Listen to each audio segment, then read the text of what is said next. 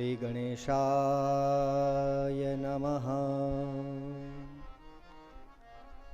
ओम श्री सरस्वत्यै नमः।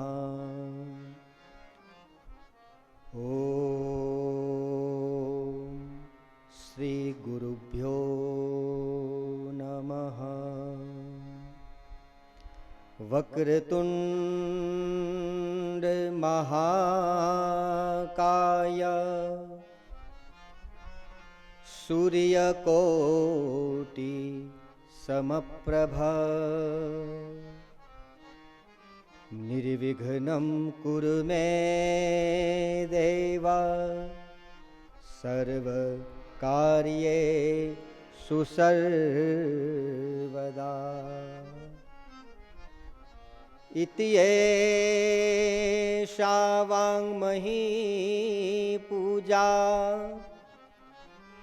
श्रीमद्शङ्करपादयो अर्पिता तेन देवेश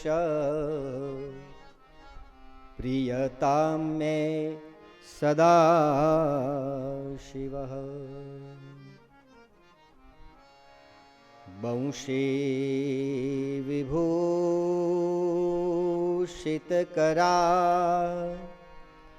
नवनीरदाभा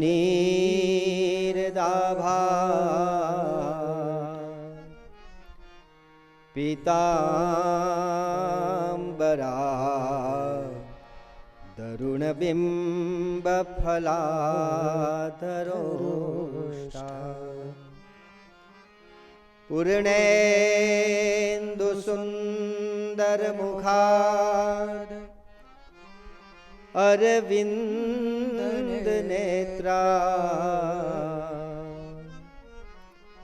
कृष्णात् परं किमपि तत्त्वमहं न जाने। योऽन्तः प्रवेश्य मम वाचमिमां प्रसुप्तां सञ्जीवयत्र अखिलशक्तिधरस्वधाम्ना। अन्यास्तहस्तचरणं श्रवणात्वगादीन् प्राणान्नमो भगवते पुरुषाय तुभ्यं। प्राणान्नमो भगवते पुरुषाय तुभ्यम्। यं प्रव्रजन्तमनुपेतमपेतकृत्यं द्वैपायनो विरहकातर आजुहाव। पुत्रेति तन्मयतया तरवोऽभिनेदु त्वं सर्वभूतहृदयं मुनिमानतोऽस्मि। नमोऽस्तु ते व्यास विशालबुद्धे फुल्लारविन्दायतपत्रनेत्र। येन त्वया भारततैलपूर्णः प्रज्वालितो ज्ञानमयः प्रदीप। प्रज्वालितो ज्ञानमय प्रदीप। बोलिए बाल कृष्ण लाल की जय। श्री भागवत भगवान की। शुकदेव जी महाराज की जय। सद्गुरु देव की जय। पितृनारायण देव की जय।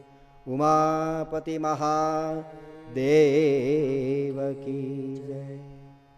कृष्ण गोविंद गोविंद गोपाला कृष्ण गोविंद गोविंद गोपाला कृष्ण गोविंद गोविंद गोपाला कृष्ण गोविंद गोविंद गोपाला भज मुरली मनोहर नंद लाला भज मुरली मनोहर नंदलाला हे भज मुरली मनोहर नंद लाला भज मुरली मनोहर नंदलाला कृष्ण गोविंद गोविंद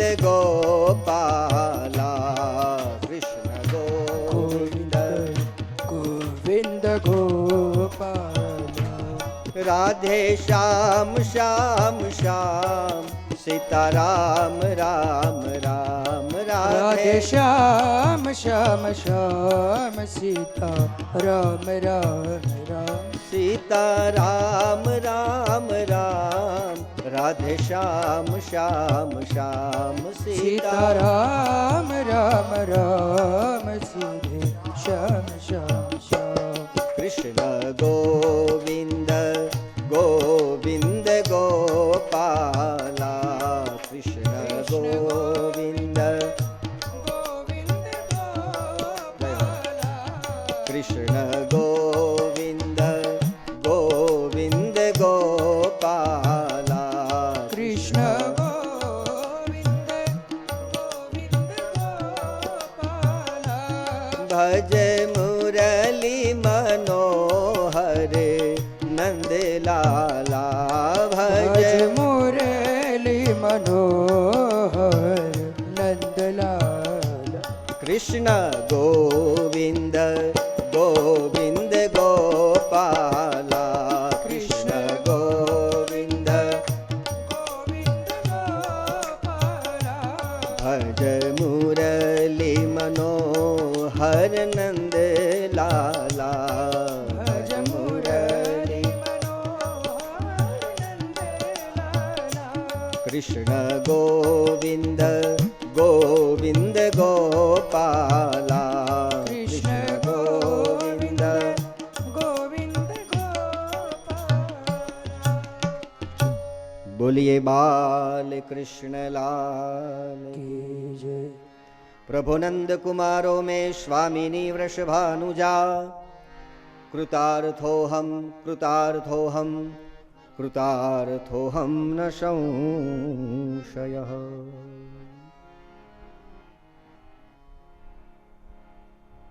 ભગવાન કૃષ્ણ પરમાત્માની અસીમ કૃપાથી આ ભાદ્ર પક્ષ પિતૃઓના પવિત્ર માસમાં શ્રીમદ ભાગવત કથા એનું રસપાન જ્યારે આપણે કરવા જઈ રહ્યા હોઈએ ત્યારે સૌપ્રથમ ભાગવતજીના ચરણમાં પ્રણામ, દરેક ભક્તોના હૃદયમાં બિરાજેલા ભગવાન કૃષ્ણ પરમાત્માને મારા કોટી કોટી પ્રણામ તથા આ યુટ્યુબના માધ્યમ દ્વારા જે કોઈ કથા રસિકો શ્રવણ કરે છે એ દરેક ભક્તોના હૃદયમાં બિરાજેલા ભગવાન કૃષ્ણ પરમાત્માને મારા વંદન. આ ભાગવત કથાના મનોરથી યજમાન શ્રી હિંમતભાઈ ગોકુળભાઈ સોજિત્રા ધરમપુર, એમના પિતા સ્વર્ગસ્થ શ્રી ગોકળભાઈ સોજિત્રા તેમજ હિંમતભાઈના ભાઈ સ્વર્ગસ્થ શ્રી કાળુભાઈ ગોકળભાઈ સોજિત્રા એમના સ્મરણાર્થે કથાના મનોરથી બન્યા છે. ચંદ્રસિંહ પરમાર કેલિફોર્નિયા USA, એમના પિતા ધારવર્ષદેવ ત્રિકમસિંહ પરમાર તેમજ એમના ભ્રાતા રણજીતસિંહ પરમાર તેમજ નૈનાબેન ચંદ્રસિંહ પરમાર એમના પિતાશ્રી સ્વર્ગસ્થ ભીમસિંહ જીણાભાઈ ઠાકોર આરક, આ ભાગવત કથાના બીજા મનોરથી યજમાન રાજેશભાઈ માહલા, એમના ધર્મપત્ની સ્વર્ગસ્થ મંજુલાબેન રાજેશભાઈ માહલાના સ્મરણાર્થે મનોરથી બન્યા છે. મનીષભાઈ મંડાનિયા યુકે, સ્વર્ગસ્થ પિતા ધીરુભાઈ જયરામભાઈ મંડાનિયાના સ્મરણાર્થે આ યજમાનો આ કથાના મનોરથી બન્યા છે.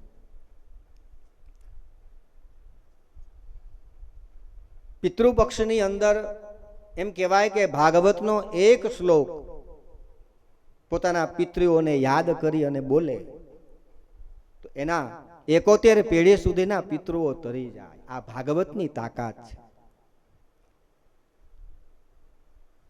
અને એના બદલે આપણે 7 દિવસ સુધી શ્રીમદ ભાગવત કથાનું રસપાન કરવાનું છે. ભાગવતની શરૂઆત કરતા પહેલા ભાગવતનો પરિચય મેળવવો જરૂરી છે. ભાગવતનું મહાત્મય એટલે પરિચય, અને પરિચય વગર પ્રેમ જાગતો નથી. ભાગવતના ગુણગાન સ્કંદ પુરાણમાં અને પદ્મ પુરાણમાં ગવાયા છે. ભાગવતમાં ભાગવતનો પરિચય નથી. શું કામ? તો ભાગવત પોતે પોતાના વખાણ ન કરે. વિદ્વાનો એમ કહે છે કોઈ વ્યક્તિ પોતે પોતાના વખાણ કરે તો એને આત્મશ્લાઘા કહેવાય. આત્મશ્લાઘા એટલે મૃત્યુનું બીજું નામ. પોતે પોતાના વખાણ ન કરે, બડા બડાઈ ના કરે, બડા ન બોલે બોલ, હીરા મુખ સે ના કહે કે લાખ હમારા બોલ. એટલે ભાગવતનો પરિચય, ભાગવત શું છે એનો પરિચય આપણા પુરાણોમાં પદ્મ પુરાણ અને સ્કંદ પુરાણમાં બતાવ્યો છે. ભગવાન શ્રી કૃષ્ણ એનું જે વાંગમય સ્વરૂપ એ ભાગવતજી છે. અને એક વખત જો ભાગવતનો એટલે કે કૃષ્ણનો પરિચય થઈ જાય તો પછી બીજું કોઈ જાણવાનું કાંઈ રહેતું નથી. કારણ કે જાનત તુમ હી હોઈ જાય. હે ભગવાન, તમને જે જાણી જાય એ પછી તમારો બની જાય. આમ તો વિદ્વાનો આ ભાગવતને કોઈ ભાગવત શાસ્ત્ર કહે, કોઈ ભાગવત સંહિતા કહે અને કોઈ ભાગવત પુરાણ કહે છે. ભાગવતને પુરાણ તરીકે પણ બોલાવાય છે, સંહિતા પણ કહે છે અને વેદ પણ કહે છે. શું કામ? કે આ બધા જ વેદોનો, શાસ્ત્રોનો, પુરાણોનો સાર ભાગવતજીમાં બતાવ્યો છે. અને આ કલિકાળની અંદર ભાગવતનું શરણ લેવું, ભાગવતનો આશ્રય લેવો એ જીવનને સફળ કરનારું જો કોઈ સાધન હોય તો એ છે શ્રીમદ ભાગવત શાસ્ત્ર. વિદ્વાનો એમ કહે છે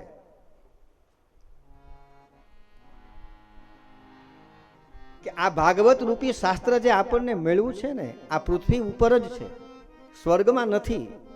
દેવતાઓને પણ આ દુર્લભ એવું શાસ્ત્ર જ્યારે આપણને આ પૃથ્વીની ઉપર મળ્યું હોય તો વિદ્વાનો કહે કે અને એ પૃથ્વી ઉપર આપણે મનુષ્ય બનીને અહીંયા આવ્યા છીએ, આપણા પર ભગવાનની કેટલી કૃપા છે.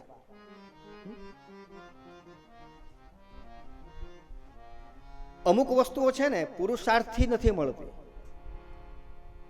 આપણે એમ કહીએ ને કે બધું મહેનત કરવાથી, પુરુષાર્થ કરવાથી જ મળે, પણ શાસ્ત્ર એમ કહે છે કે બધી જ વસ્તુ મહેનત કરવાથી, પુરુષાર્થ કરવાથી નથી મળતી. દુર્લભમ તયમે વેત્તમ દેવાનુગ્રહ હેતુકમ. ભગવાનની કૃપાથી શું મળે? તો કે સારા પુરુષોનો સત્સંગ.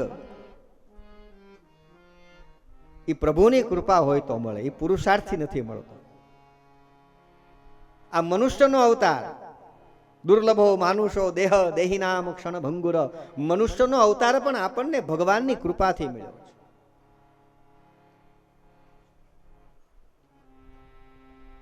આ પુરુષોની વાણી તુલસીદાસજીએ કીધું છે ને કે બડે ભાગ માનુષ તનુ પાવા, સુર દુર્લભ સબ ગ્રંથ નહીં ગાવા. દુર્લભમાં દુર્લભ જો કોઈ અવતાર હોય તો આ મનુષ્યનો અવતાર છે. અને આ મનુષ્યનો અવતાર આપણને ભગવાનની ભક્તિ કરવા માટે, આ ભાગવતના ગુણગાન ગાવા માટે મેળવ્યો છે. તો આ શ્રાદ્ધ પક્ષના પવિત્ર દિવસોમાં સમસ્ત પિતૃઓના સ્મરણાર્થે ભાગવતજીની શરૂઆત કરીએ. ભાગવતનું મહાત્મય એના પ્રથમ શ્લોકની આપણે શરૂઆત કરીએ. એક વખત બધા જ આપણે ભગવાનનો જય જયકાર કરીએ. બોલીએ બાલ કૃષ્ણ લાલ કી જય. સચ્ચિદાનંદ રૂપાય વિશ્વોત્પત્યાદિ હેતવે તાપત્રય વિનાશાય શ્રી કૃષ્ણાય વયમ નુમઃ. શ્રીમદ ભાગવતના મહાત્મયનો આ મંગલાચરણનો પ્રથમ શ્લોક. આ શ્લોકની અંદર ભગવાન કૃષ્ણની વંદના કરી છે. સચ્ચિદાનંદ રૂપાય વિશ્વોત્પત્યાદિ હેતવે તાપત્રય વિનાશાય શ્રી કૃષ્ણાય વયમ નુમઃ. ભગવાન કેવા છે તો કે સચ્ચિદાનંદ સ્વરૂપ.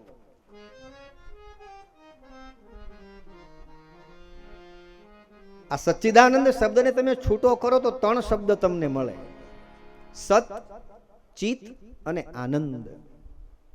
ભગવાન કેવા છે તો કે સત સ્વરૂપ છે, ભગવાન ચિત સ્વરૂપ છે અને ભગવાન આનંદ સ્વરૂપ છે.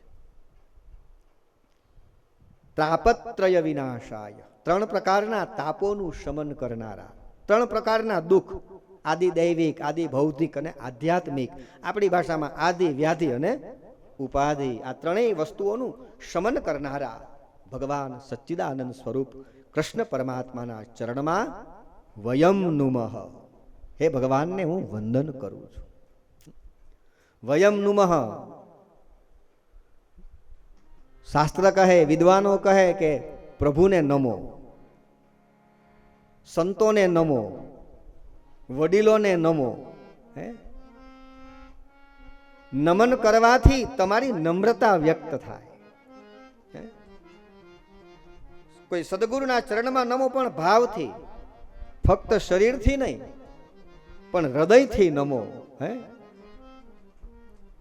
વિદ્વાનો કહે છે ને કે ભાઈ નમન નમન માં ફેર છે. નમન નમન में फेर है बहुत नमे नादान, દગાબાજ દુગના નમે ચિતા ચોર કમાન. ભગવાન કૃષ્ણ પરમાત્માની વંદના કરી અને બીજા શ્લોકમાં ભાગવતના મહાત્મયમાં સુખદેવજી મહારાજની વંદના કરી છે. યમ પ્રવજંતમનુપેતમપેત કૃત્યમ દ્વૈપાયનો વિરહકા તર આજુહાવ પુત્રેતિ તન્મયતયા તરવોભિનેદુ સ્ત્વં સર્વભૂતહૃદયં મુનિમાનતોષમિ. યમ પ્રવજંતમનુપેતમપેત કૃત્યમ. ભગવાન સુખદેવજી મહારાજ એમ કહેવાય કે જન્મતાની સાથે દોડીને ભાગ્યા છે. ભગવાન વેદવ્યાસ પિતાજી એમને પકડવા માટે દોડે પાછળ અને મુખમાંથી શબ્દો નીકળવા લાગ્યા કે હે પુત્ર ઉભો રે, હે પુત્ર ઉભો રે. અને સુખદેવજીને થયું કે પિતાજીના એટલા બધા વિહવળ પુત્ર વિરહમાં બન્યા છે. અને પછી સુખદેવજી મહારાજે એ જંગલના વૃક્ષો વતી વેદવ્યાસને જે ઉપદેશ આપ્યો એવા સુખદેવજીના ચરણમાં પ્રણામ કરી અને 3જા શ્લોકથી કથાનો પ્રારંભ થાય છે. નૈમિષે સુતમાસીનઃ મભિવાદ્ય મહામતિમ કથામૃતમ રસાસ્વાદમ કુશલ શૌનકો બ્રવી. નૈમિષારણ્યમાં કથા ચાલે છે. શૌનક જેવા અનેક ઋષિઓ શ્રોતાઓ બની કથા સાંભળતા હતા. યજ્ઞ યગાદિ કરે, સમય મળે ત્યારે ભગવતની ચર્ચા કરે. અને એક દિવસ શૌનકજીએ સુત પુરાણીને પ્રશ્ન કર્યો. અજ્ઞાંધવાદ વિધવમ કોટિ સૂર્ય સમપ્રભ સુતાખ્યાહી કથા સારમ મમ કર્ણ રસાયણમ. સુખદેવજી શૌનકજી કહે છે કે હે પુરાણી, કોટી સૂર્ય સમપ્રભ, તમારામાં કરોડો સૂર્ય સમાન તેજ છે. શૌનકજીએ સુત પુરાણીને કીધું કે હે પુરાણી, તમારામાં કરોડો સૂર્ય જેવું તેજ છે. વિદ્વાનો બહુ ચર્ચા કરે કે શૌનકજી કદાચ એમ કહેત તો ન ચાલે કે હે પુરાણી, તમારામાં સૂર્ય જેવું તેજ છે. કરોડો સૂર્ય કેમ કીધા? પણ સૂર્યની મર્યાદા છે. સૂર્ય સાક્ષાત નારાયણનો અવતાર છે, પણ એની મર્યાદા છે. કારણ કે સૂર્ય એકી સાથે એકી સમયે આખી પૃથ્વીને પ્રકાશ આપી શકતું નથી. અત્યારે અહીંયા દિવસ હોય તો દુનિયાના એવા ઘણા બધા દેશો હશે કે ત્યાં રાત હશે, એટલે કે સૂર્યનો પ્રકાશ નહીં હોય. એટલે કહેવાનો અર્થ કે સૂર્ય એકી સમયે આખી પૃથ્વીને પ્રકાશ આપી શકતો નથી. પણ શૌનકજી વિદ્વાન છે, પ્રશ્ન કરનાર પણ. કારણ કે સુતનામના પુરાણી એટલા બધા વિદ્વાન છે અને વિદ્વતામાં, જ્ઞાનમાં એટલું બધું તેજ છે. એટલા માટે શૌનકજી કહે કે તમારામાં કરોડો સૂર્ય સમાન તેજ છે કે જે તુરત જ અમારા અજ્ઞાનતા રૂપી અંધકારને મિટાવી દે છે. શૌનકજી પ્રશ્ન કરે કે હે પુરાણી,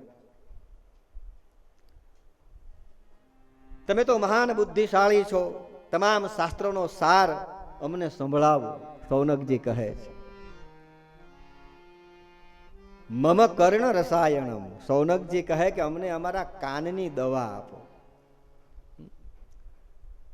કાનની દવા માંગી એટલે ઋષિઓ કાનના રોગી નહોતા, પણ એમ કહેવા માંગે છે કે અમારા કાનને ભગવાનની કથા સાંભળવાનો રોગ લાગ્યો છે, કે જ્યાં સુધી અમારા કાને ભગવાનનું સત્સંગ ન જાય, ભગવાનની કથા ન જાય, ત્યાં સુધી અમને ચેન નથી મળતું. મમ કર્ણ રસાયણ, અમને અમારા કાનની દવા આપો.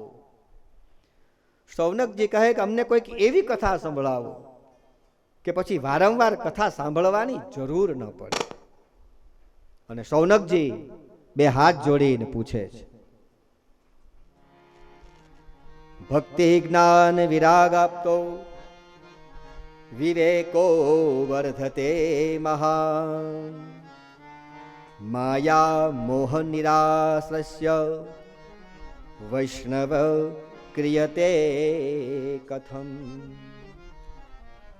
શૌનકજી પૂછે છે કે ભક્તિ જ્ઞાન અને વૈરાગ્ય દ્વારા આપણને જે વિવેક મળે છે એ વિવેકની વૃદ્ધિ કરવા માટે શું કરવું? હે પુરાણી, આ મોહ અને માયાથી જીવ પોતાનો પીછો છોડાવવા માટે શું કરે એ અમને બતાવો. આ ઘોળ કળિયુગની અંદર જીવો આસુરી વૃત્તિ વાળા થઈ ગયા. દુઃખ અને કલેશ ભોગવે આસુરી વૃત્તિના કારણે દેવ ગુણો ભૂલી અને આસુરી ગુણોમાં જોડાયા. તો હે સુતજી, અમને કંઈક એવું સાધન બતાવો કે જે વધારે કલ્યાણકારી હોય, અને જે સાધનમાં સહજતાથી ભગવાન કૃષ્ણની પ્રાપ્તિ થાય એવું કોઈક અમને સાધન સંભળાવો. શૌનકજીનો આવો જ્યારે પ્રશ્ન સાંભળ્યો, સુતનામના પુરાણી કહે કે હે શૌનકજી, હે ઋષિઓ,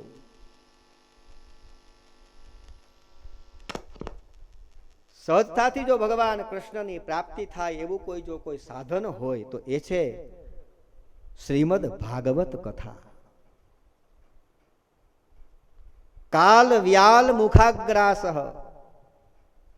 સૂતજી કહે છે કે કલયુગના જીવોનો ઉદ્ધાર કરવા માટે આ કાળરૂપી સર્પના મુખમાંથી જો છોડાવવા માટે એક જ સાધન, અને એ સાધન સુખદેવજી મહારાજે પરીક્ષિતને સંભળાવ્યું હતું, શ્રીમદ ભાગવત શાસ્ત્ર. માણસના ચિત્તને, જીવના ચિત્તને શાંત કરનારું આનાથી મોટું કોઈ સાધન નથી. અને વાત એ સાચી છે. ભાગવતજીમાં લખ્યું કાલ વ્યાલ મુખાગ્રાસહ. માણસ એમ કહે છે કે હું સમયને પસાર કરું છું, મારી ઉંમર વધે છે, હું મોટો થાવ છું, પણ ખરેખર ઉંમર ઘટે છે. અને કાળ ક્યારે કોનો કોળિયો કરી જાય, કારણ કે મરવું તો પડશે જ. પુનરપી જન્મમ પુનરપી મરણમ પુનરપી જનની જઠરે શયનમ, વારંવાર મરવું, ઉદરમાં જવું, જન્મ લેવો, આ તો અનાદિકાળથી ક્રમ છે. જે જન્મે એ મરે. પણ શ્રીમદ ભાગવતનો જે આશ્રય લઈ લઈને એને મૃત્યુનો ડર નથી લાગતો.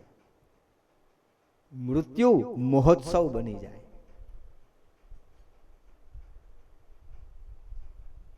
સુદેવજી મહારાજ કહે કે હે ઋષિઓ, પરીક્ષિત રાજાને સુખદેવજી મહારાજે ભાગવતનું શાસ્ત્ર સંભળાવ્યું હતું. અને આ ભાગવત શાસ્ત્ર જન્માંતરે ભવેત પુણ્યમ તદાહા ભાગવતમ લભેત. માણસના જન્મ જન્માંતરનું પુણ્ય જ્યારે ભેગું થાય. સ્પષ્ટ લખ્યું છે ભાગવતમાં, એક જન્મ નહીં, અનેક જન્મના જ્યારે પુણ્ય ભેગા થાય ત્યારે જ માણસને ભાગવત શાસ્ત્ર મળે છે.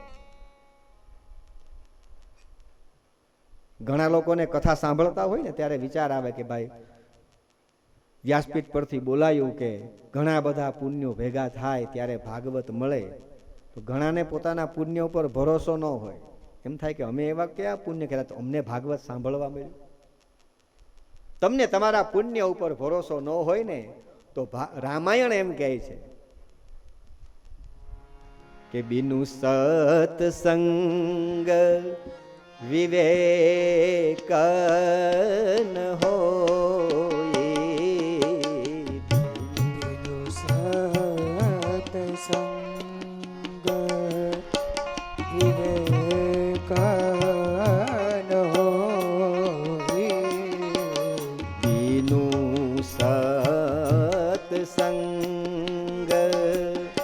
વિવેક ન હોય, બિનુ સત્સંગ વિવેક ન હોય. રામ કૃપા બિનુ સુલભ ન સોય, રામ કૃપા બિનુ સુલભ ન સોય. બિનુ સત્સંગ વિવેક ન હોય, બિનુ સત્સંગ વિવેક ન હોય. રામ કૃપા બિનુ સુલભ ન સોય, રામ કૃપા બિનુ સુલભ ન સોય. બિનુ સત્સંગ વિવેક ન હોય, બિનુ સત્સંગ વિવેક ન હોય. રામ કૃપા બિનુ સુલભ ન સોય.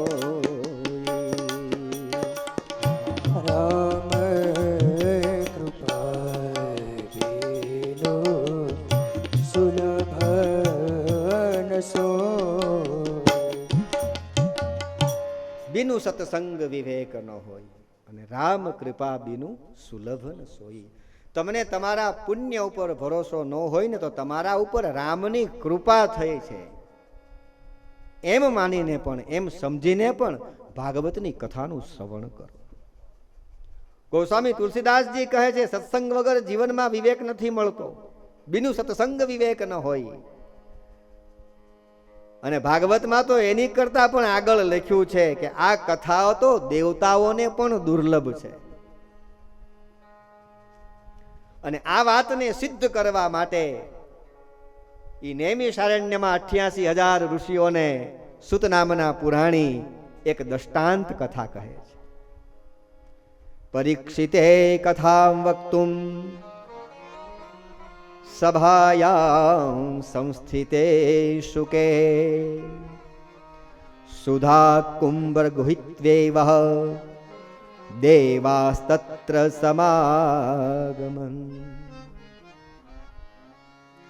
રાજા પરીક્ષિતને ગંગાના કિનારે સુખદેવજી મહારાજ કથા સંભળાવવા માટે બેઠા.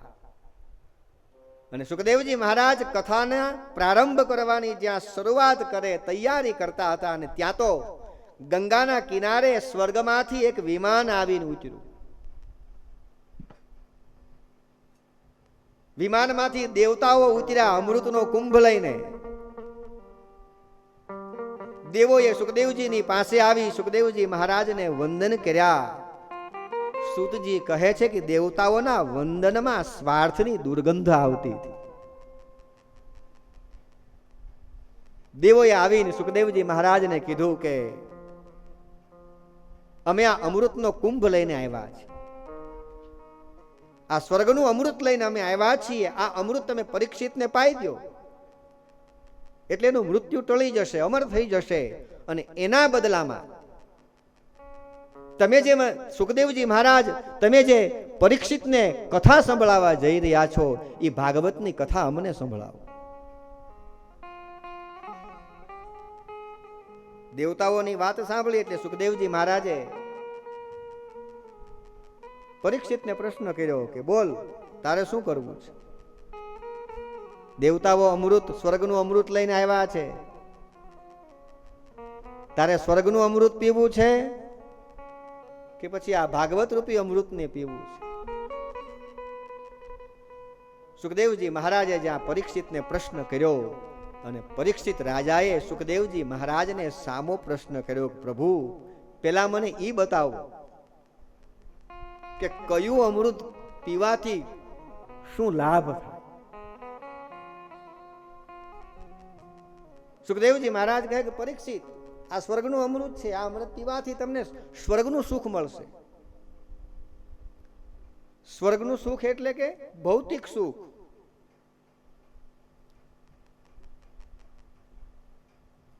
અત્યારે કળયુગની અંદર જે કોઈ પણ ભોગ વિલાસમાં અથવા તો આનંદમાં માણસ રચો પીચો હોય ને, આ એની વ્યાખ્યા બતાવી છે.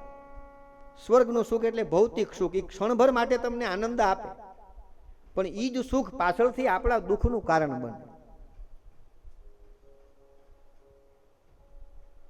મિષ્ટાન બહુ ભાવતું હોય તો બહુ મીઠાઈ ખાતા હોય, બહુ મીઠાઈ ખાતા હોય, પછી ડાયાબિટીસ આવે ને, કાજુ કતરી, ગુલાબ જાંબુ બહુ ખાધા હોય ત્યારે બહુ આનંદ આવે, પણ પછી ડાયાબિટીસ થાય ને એટલે એ જ સુખ આપણા દુઃખનું કારણ બને.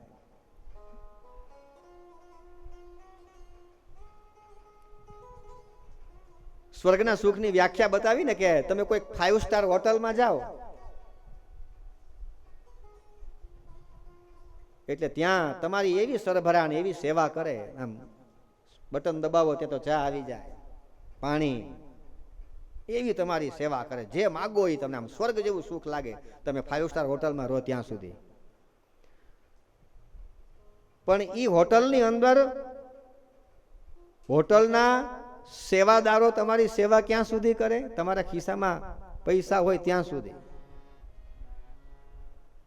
એ તમારી સેવા કરે, એ પ્રેમ ન કરે. જેવા પૈસા પૂરા થાય ખિસ્સામાં એટલે એ જ બધા જે તમારી સેવા કરતા હોય ને એ જ ટીંગાટોળી કરીને આપણને હોટલની બહાર મૂકી આવે. સ્વર્ગનું સુખ. બે મિત્રો ભેગા થયા ને એટલે પૂછ્યું કે આ વખતે વેકેશનમાં તમે ક્યાં ગયા હતા? તો કે આ વખતે વેકેશનમાં અમે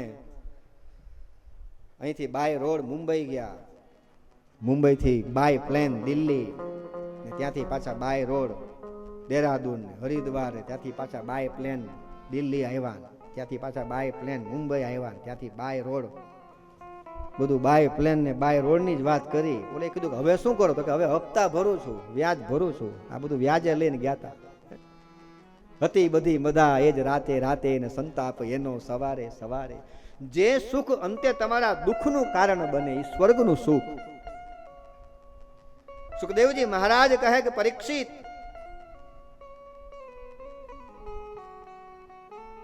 દેવતાઓનું અમૃત પીવાથી તને સ્વર્ગનું ભૌતિક સુખ મળશે અને આ ભાગવત કથાનું અમૃત પીવાથી તને મુક્તિ મળશે. અભય પદને પામીશ. મુક્તિ એટલે જ્યાંથી એક વખત મુક્તિ એટલે શું? આપણે કે ને ફલાણા ભાઈને મુક્તિ મળી, મોક્ષ મળ્યો. મોક્ષનો અર્થ ભગવદ્ ગીતાના 15મા અધ્યાયમાં ભગવાન કૃષ્ણએ કીધું અર્જુનને, યદ ગતવાન નિવર્તન્તે તદ્ધામમ પરમમ મમ. હે અર્જુન, મારા પરમધામની અંદર જે જીવ આવી જાય પછી એને પાછું 84 લાખ યોનિમાં ભટકવું પડતું નથી. એવું પરમ પદ તને મળશે. અને એ સમયે દેવતાઓના અમૃતને ઠુકરાવી અને પરીક્ષિત રાજાએ આ ભાગવત રૂપી અમૃતને પીધું છે. ભાગવતનું અમૃત પાન કરનારો પરમધામની પ્રાપ્તિ કરે. આ ભાગવતનો મહિમા છે. અને વેદ વ્યાસે તો આજ્ઞા કરી છે કે અભક્તને ક્યારેય કથા ન સંભળાવો. અભક્તામ તાસ્ય વિજ્ઞાય ન દદોષ કથામૃતમ શ્રીમદ ભાગવતી વાર્તા સુરાણામપી દુર્લભમ.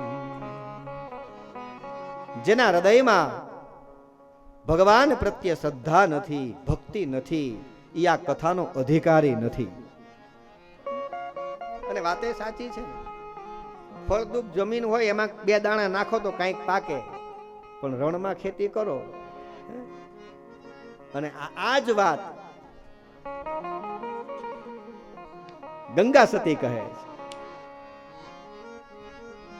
કુપાત્ર ની આગળ વસ્તુ વાવીએ પાનબાઈ, સમજીને રહીએ ચૂપ. કુપાત્ર વસ્તુ પાનબાઈ, સમજીને રહીએ ચૂપ. મરણે આવીને ધનનો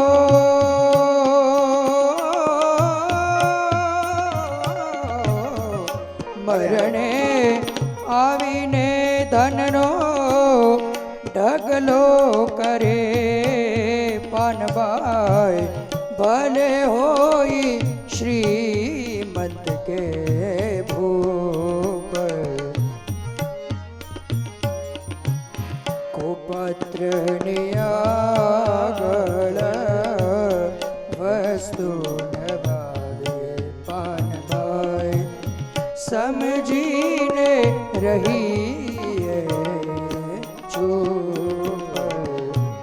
સમજીને રહીએ ચૂપ. કુપાત્રની આગળ વસ્તુ નવાવીએ. રામચરિત માનસના ઉત્તરકાંડમાં ભગવાન શિવ માં ભવાનીને કહે છે કે રામ કથા કે તેઈ અધિકારી, जिनके सत्संगति अति प्यारी. ભાગવતની કથાની પરીક્ષિતને મુક્તિ મળી એ સાંભળીને બ્રહ્માજીને પણ આશ્ચર્ય થયું. અને એને પોતાના સત્ય લોકમાં ત્રાજવા મગાવ્યા અને એક બાજુ ભગવાનની પ્રાપ્તિ માટેના તમામ સાધનો મૂક્યા અને એક બાજુ ભાગવત શાસ્ત્રને મૂક્યું. તો એમ કહેવાય છે કે ભાગવત શાસ્ત્ર શ્રેષ્ઠ પુરવાર થયું છે. ભાગવતની કથાનું શાસ્ત્રનું શ્રવણ કીર્તન કરવાથી મોક્ષ ની પ્રાપ્તિ થાય અને નિયમથી સાંભળવામાં આવે તો ચોક્કસ ભક્તિ મળે છે. આ ભાગવતની કથા નારદજીએ સૌ પ્રથમ બ્રહ્માજીના મુખેથી સાંભળેલી. પછી નારદજીએ વિધિવત સનતકુમારના મુખેથી સાંભળી.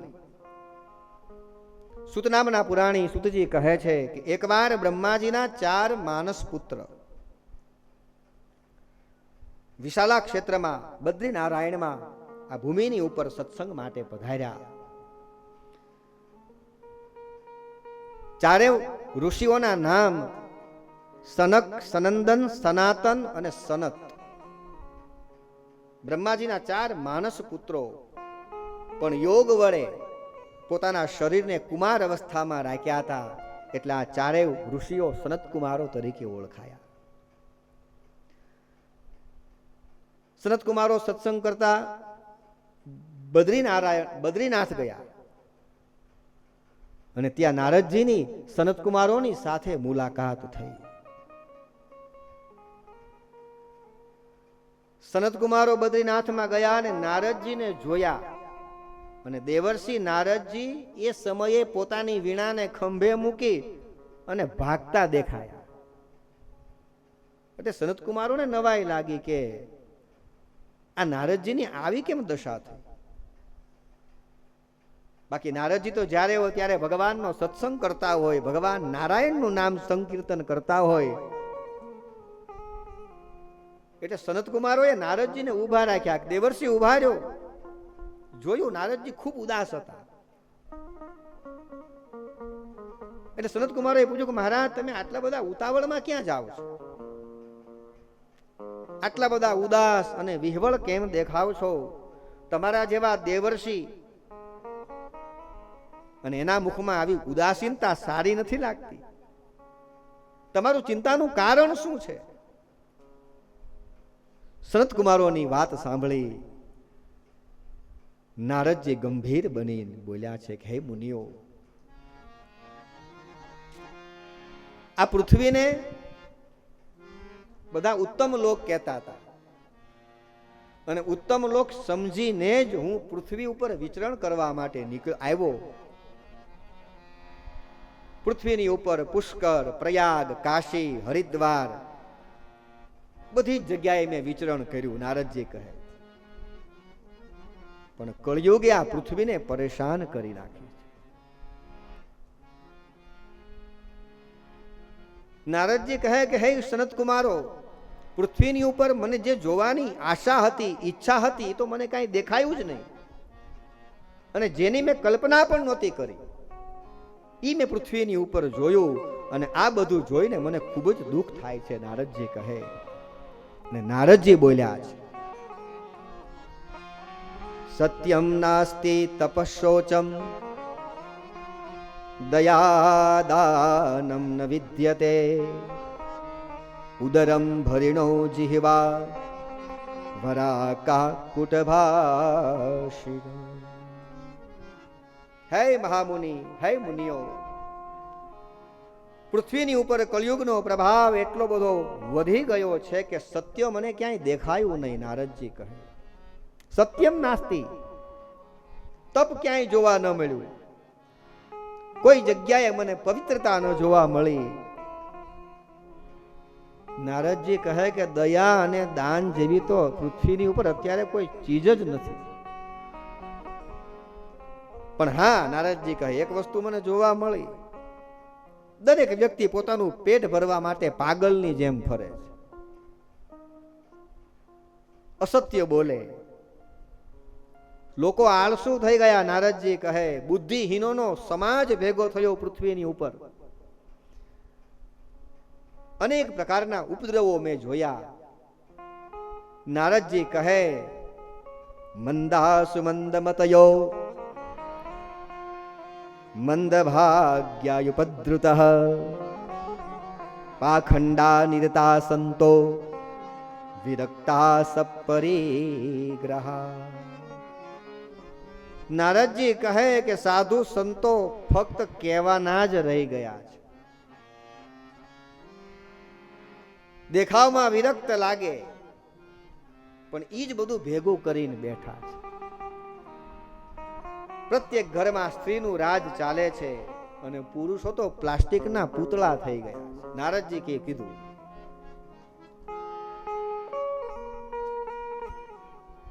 આ બધું નારદજી બોલ્યા છે. એટલે કોઈને ફરિયાદ કરવી હોય તો નારદજીને કરજો. પણ નારદજી જેવા વ્યક્તિ બોલતા હોય એમાં ખોટું શું લગાડવું? કારણ કે નારદજી સંત છે, દેવર્ષિ તો છે જ. નારદજી કહે કે દરેક ઘરમાં સ્ત્રીનું રાજ ચાલે છે. પણ નારદજી તો ખાલી એને એટલું જ કીધું છે કે સ્ત્રીનું રાજ્ય ચાલે છે. બાકી રામાયણમાં તો તુલસીદાસજીએ આખી ચોપાઈ લખી છે. નારી બિબસ નર સકલ ગોસાઈ, નારી બિબસ નર સકલ ગોસાઈ, નાચહી નટ મરકટ કી નાઈ, નાચહી નટ મરકટ કી નાઈ. નારી બિબસ નર સકલ ગોસાઈ, નારી બિબસ નર સકલ ગોસાઈ, નાચહી નર મરકટ કી નાઈ. તુલસીદાસજી કહે છે કે નારી બિબસ નર સકલ ગોસાઈ, પુરુષો નારીને વશ થયા છે. મદારી જેમ માંદરાને નચાવે એમ પુરુષો નાચી રહ્યા છે. રામાયણમાં તુલસીદાસજી આખી આવી ચોપાઈ લખી. નારદજી કહે કે સ્ત્રીઓનું રાજ્ય ચાલે છે. અને આપણે ત્યાં રમૂજમાં પણ કહેવાય છે, ખબર ને, કે આમાંથી ભગવાને બાકાત નથી.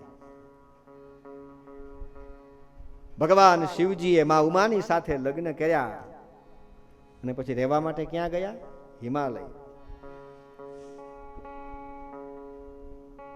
અને ભગવાન વિષ્ણુ લક્ષ્મીજીની સાથે વિવાહ કર્યા અને રહેવા માટે ગયા સમુદ્રમાં. લક્ષ્મી કૌસ્તુભ પારી જાતક સુરા ધનવંતરી ચંદ્રમા, સમુદ્રમાંથી ઉત્પન્ન થયેલા. નારદજી કહે છે કે લોકો શાલક બુદ્ધિ વાળા થઈ ગયા. સંતો મહાત્મા વિદ્વાનની સલાહ લેવાને બદલે લોકો શાળાની સલાહ લેતા થઈ ગયા. નારદજીએ સમાજનું આ ચિત્ર રજૂ કર્યું. નારદજી કહે કે દરેક સ્થાનોમાં વિધર્મીઓનો અધિકાર થયો છે, મંદિરોનો વિનાશ કર્યો છે. આ સંસારમાં યોગી મળવો મુશ્કેલ છે, નારદજી કહે.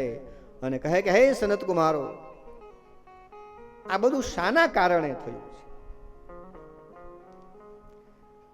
નારદજીનો પ્રશ્ન સાંભળી સનત કુમારો કહે કે દેવર્ષિ, આ બધું કળિયુગના પ્રભાવે થયું છે.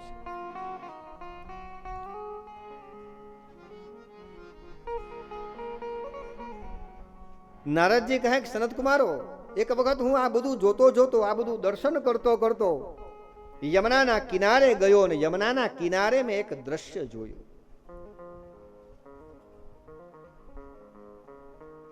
યમુનાના કિનારે જ્યાં ભગવાન કૃષ્ણએ દિવ્ય લીલાઓ કરી, એવા હું પાવન વૃંદાવનમાંથી નારદજી કહે કે પસાર થતો તો, ને એવામાં એક વૃક્ષ નીચે એક સ્ત્રીને બેઠી જોઈ.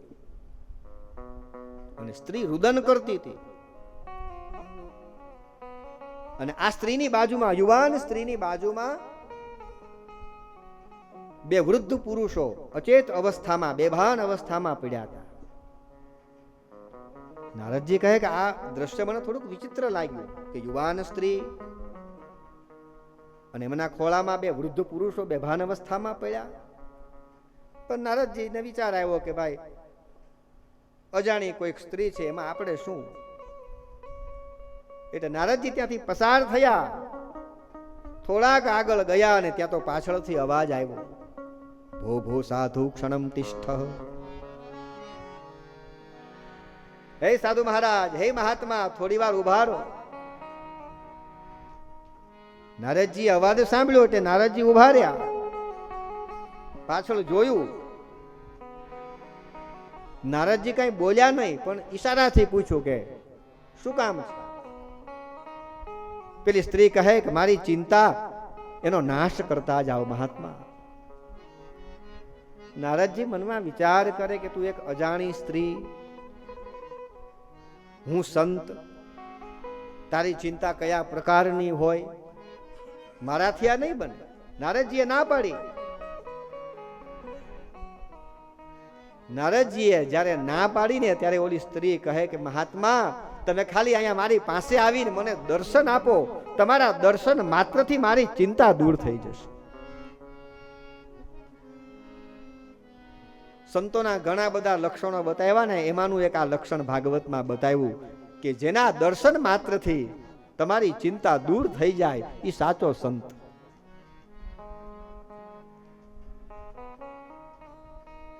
નારદજી કહે કે આ બે વૃદ્ધ પુરુષો કોણ છે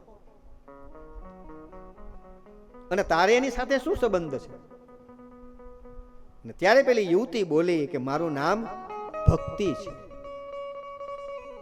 અને આ બેભાન અવસ્થામાં પડેલા મારા પુત્રો જ્ઞાન અને વૈરાગ્ય છે.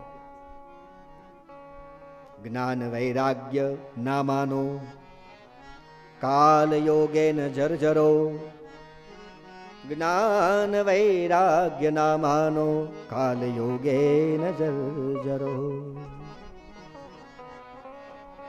કાળના યોગી આ બંને મારા પુત્રો વૃદ્ધ થઈ ગયા છે. અને ભક્તિ મહારાણી પોતાનો પરિચય આપતા કહે છે, ઉત્પન્ના દ્રવિડાસાહમ વૃદ્ધિમ કર્ણાટકે ગતા, ક્વશ્ચિત મહારાષ્ટ્રે ગુર્જરે જીર્ણતા ગતા. હે મહારાજ, મારું નામ ભક્તિ છે. દક્ષિણમાં મારો જન્મ થયો, કર્ણાટકમાં હું મોટી થઈ, મહારાષ્ટ્રમાં કોઈક જગ્યાએ પશ્ચિત મહારાષ્ટ્રે મને સન્માન મળ્યું અને ગુર્જરે જીર્ણતામ ગતા, ગુજરાતમાં આવી અને હું વૃદ્ધ બની ગઈ છું. અહીંયા વૃદ્ધનો જીર્ણનો અર્થ વૃદ્ધ એટલે નાશ નહીં, પુખ્ત બની છે. ગુજરાતમાં ભક્તિ પુખ્ત બની છે.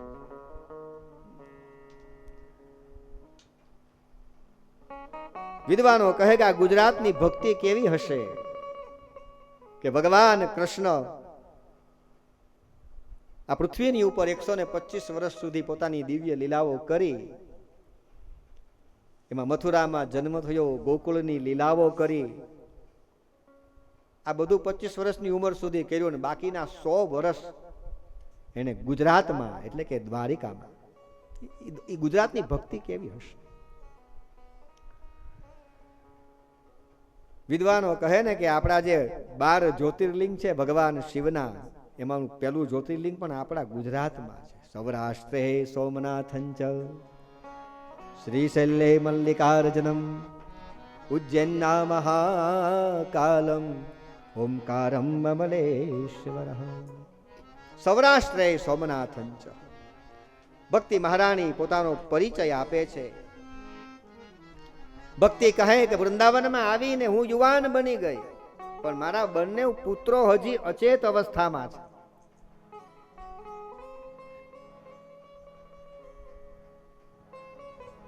ભક્તિની વાત સાંભળી નારદજી કહે કે ચિંતા ન કરો દેવી, આ કળિયુગના પ્રભાવે બન્યું છે. વૃંદાવનના પ્રભાવથી તમે તરુણ થયા છો. વૃંદાવનમાં અત્યારે પણ ભક્તિ નાચે છે. જ્ઞાન અને વૈરાગ્યના વૃંદાવનમાં હજુ કોઈ સ્થાન નથી. માટે તમારા પુત્રોને અચેત અવસ્થામાંથી બહાર લાવવા માટે શું પ્રયત્ન કરવા? નારદજી મનમાં વિચાર કર્યા. ધીમેથી નારદજી જ્ઞાન અને વૈરાગ્યની પાસે આવી અને એમના કાનમાં જોર જોરથી બોલવા લાગ્યા કે હે જ્ઞાન, હે વૈરાગ્ય, જાગો. નારદજી કાનમાં બોલે છે. વેદના મોટા મોટા મંત્ર કાનમાં બોલે, અને જ્યાં મંત્રો કાનમાં ગયા ત્યાં તો જ્ઞાન અને વૈરાગ્ય બેભાન અવસ્થામાંથી જાગ્યા તો ખરા, પણ જાગીને પછી પાછા અચેત અવસ્થામાં થઈ ગયા. અને પાછા બેભાન જ્યારે થયા એટલે નારદજીને પણ આશ્ચર્ય થયું કે આ શું?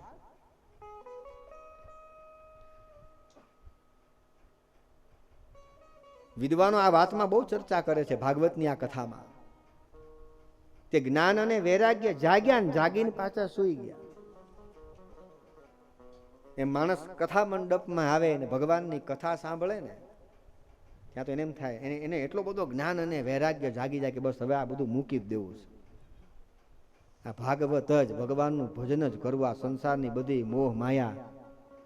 પણ જેવી કથા વિરામ લઈને મંડપની બહાર નીકળે ને ત્યાં પાછા જ્ઞાન ને વૈરાગ્ય સૂઈ જાય.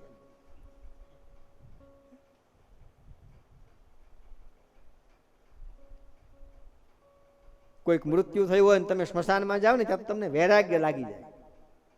સ્મશાનમાં બેસે ત્યાં સુધી આ સંસારમાં બધું આ બધું મિથ્યા છે ને બસ એક દિવસ આપણે આમાં ખાખ મેં ખપ જાના રે બંદે મિટ્ટી મેં મિલ જાના, તમે થોડા કરો અભિમાન એક દિન પવન સે ઉડ જા. વૈરાગ્ય જાગે ખરો, પણ જેવા પાછા આવીને ઘરે સ્નાન કરી લો ત્યાં જ્ઞાન ને વૈરાગ્ય પાછા સૂઈ જાય. નારદજીએ બહુ કોશિશ કરી પણ જ્ઞાન અને વૈરાગ્યને જગાડી ન શક્યા. નારદજીને આશ્ચર્ય થયું ને ત્યાં તો અવાજ આવ્યો, સત્કર્મ કરો, સત્કર્મ કરો, સત્કર્મ કરો. આ અવાજ સાંભળીને પછી નારદજીએ અનેક સંતોને પૂછ્યું, અનેક મહાત્માઓને પૂછ્યું કે આ સત્કર્મ એટલે શું? સત્કર્મની વ્યાખ્યા બતાવો. ફરતા ફરતા ઘણી જગ્યાએ ફર્યા પણ એને ઉત્તર ન મળ્યો, જવાબ ન મળ્યો. અને એ સમયે ફરતા ફરતા નારદજી બદ્રિકાશ્રમમાં સનતકુમારોને મળ્યા. નારદજીએ સનતકુમારોને આ બધી વ્યથા સંભળાવી. સનતકુમારો કહે કે મહારાજ તમે ચિંતા ન કરો. પહેલા તો તમે પ્રસન્ન થાઓ. સનતકુમારો કહે નારદજીને તમે પહેલા પ્રસન્ન થાઓ. તમારો રોગ મોટો છે પણ અમારી પાસે એની દવા છે. સનતકુમારો કહે. સનતકુમારો કહે કે હે નારદજી તમે તો ભક્તિના ભાસ્કર છો. જ્ઞાન અને વૈરાગ્યને જગાડવા માટે એક જ સાધન, અને એ છે શ્રીમદ ભાગવત જ્ઞાન યજ્ઞ. સનતકુમારોના મુખમાંથી ખાલી શ્રીમદ ભાગવત શબ્દ નીકળ્યો ત્યાં તો જ્ઞાન અને વૈરાગ્ય આળસ મરડીને બેઠા થયા.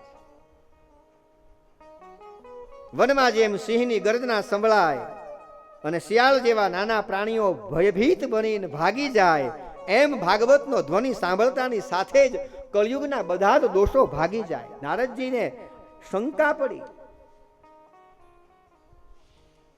કે ભાગવતની અંદર તો વેદોનું જ પ્રતિપાદન કરેલું છે, તો મેં તો વેદના જ મંત્રો જ્ઞાન અને વૈરાગ્યના કાનમાં ફૂંક્યા છતાં કેમ ન જાગ્યા?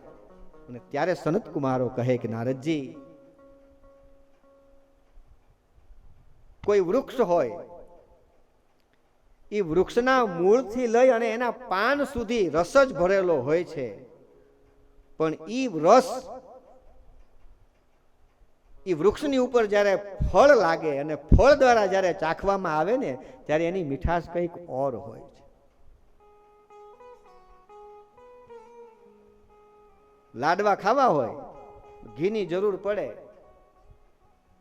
દૂધમાં ઘી જ છે, દૂધમાંથી છાશ મળે, છાશમાંથી માખણ મળે, માખણમાંથી ઘી મળે. મંથન કરી કરીને માખણ કાઢો, પછી એમાંથી ઘી બનાવો ને પછી એમાંથી લાડવા બનાવો ને તો એ ઘીનો સ્વાદની મજા કંઈક ઓર હોય. સનત કુમારો કહે કે ભક્તિ, જ્ઞાન અને વૈરાગ્યની સ્થાપના માટે ભગવાન વેદ વ્યાસ દ્વારા લખાયેલું શાસ્ત્ર શ્રીમદ ભાગવત છે. અને આ ભાગવત કથાનું તમે આયોજન કરો, સનત કુમારો કહે. અને નારદજીએ કથાનું આયોજન કર્યું. નારદજી કહે કે કથા માટે ક્યાં જઈશું? સનત કુમારો કહે ગંગાજીના કિનારે આનંદ તટ છે, ત્યાં જઈએ. અને આ આનંદ તટની ઉપર ભગવત ચર્ચાઓ શરૂ થવાની તૈયારી થઈ. નારદજીએ આનંદ તટ ઉપર ભાગવત કથાનું આયોજન કર્યું. સંતોને, મહાત્માઓને, ઋષિઓને બધાને આમંત્રણ આપ્યું.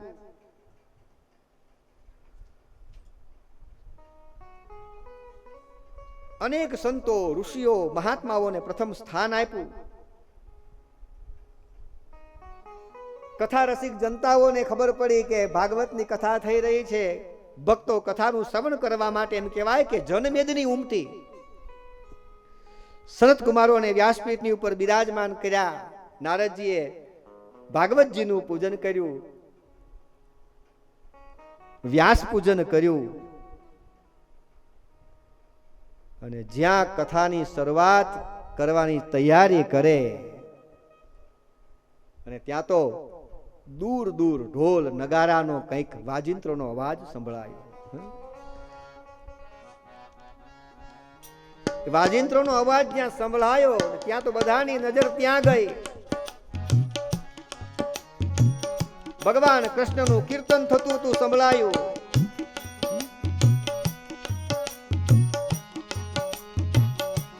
ધીરે ધીરે ધીરે એ કીર્તન કરનારું આખું ટોળું, આખું વૃંદ નજીક આવ્યું. જોયું ત્યાં તો ભક્તિ મહારાણી એમના પુત્ર જ્ઞાન અને વૈરાગ્ય નાચતા હતા, ભગવાનનું કીર્તન કરતા હતા. શ્રી કૃષ્ણ ગોવિંદ હરે મુરારે, હે નાથ નારાયણ વાસુદેવ. કીર્તન સંભળાયું.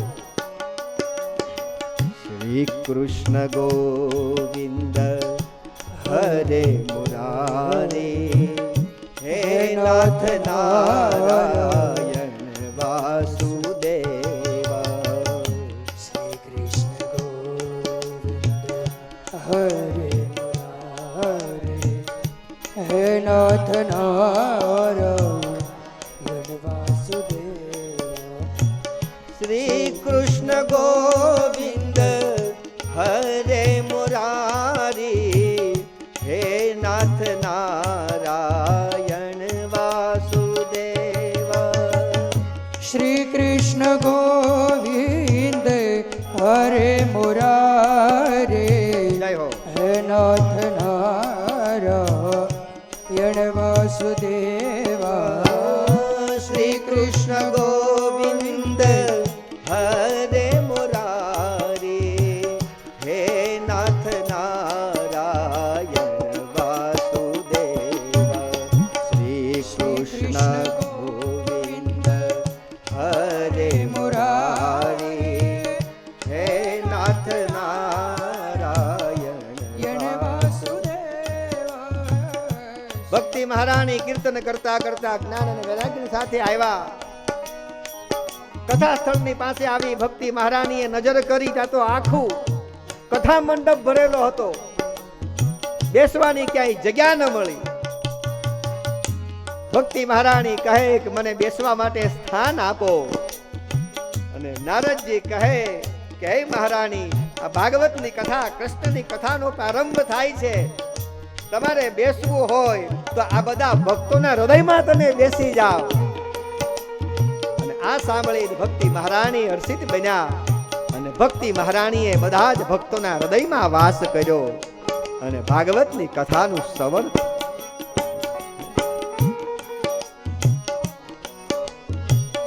શ્રી શ્રી કૃષ્ણ ગોવિંદ હરે મુરારી હે નાથ નારાયણ વાસુદેવા શ્રી કૃષ્ણ ગોવિંદ હરે મુરારી હે નાથ નારાયણ વાસુદેવા શ્રી કૃષ્ણ ગોવિંદ હરે મુરારે હે નાથ નારાયણ વાસુદેવા શ્રી કૃષ્ણ ગોવિંદ હરે મુરારે હે નાથ નારાયણ વાસુદેવા હે નાથ નારાયણ